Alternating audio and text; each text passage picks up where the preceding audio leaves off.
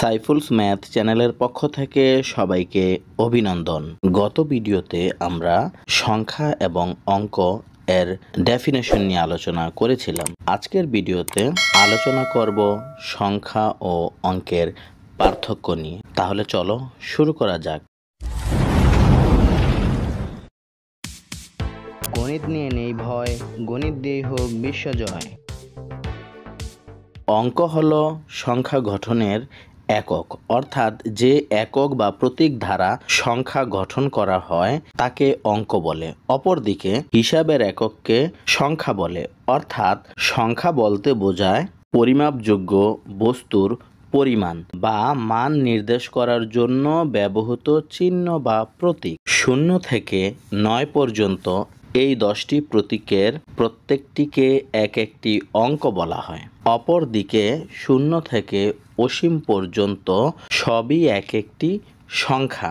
এই আলোচনা থেকে আমরা বুঝতে পারি যে 0 থেকে 10 পর্যন্ত যে 10টি প্রতীক রয়েছে এগুলোকে অঙ্ক বলে, এবং 0 থেকে ইনফিনিটি পর্যন্ত অর্থাৎ অসীম সংখ্যক পর্যন্ত এগুলোকে বলা হয় সংখ্যা। তাহলে আমরা সহজেই বলতে পারি যে সকল অঙ্কই সংখ্যা, কিন্তু সকল সংখ্যা অঙ্ক নয়। উদাহরণ হিসেবে বলা যায় 0 থেকে 9 পর্যন্ত এগুলো অঙ্ক, কিন্তু 0 থেকে অসীম সংখ্যক পর্যন্ত এগুলোকে বলা হয় সংখ্যা। যেমন 10 একটি 2 অঙ্ক বিশিষ্ট সংখ্যা। এখানে 0 এবং 1 হচ্ছে দুটি আলাদা আলাদা অঙ্ক।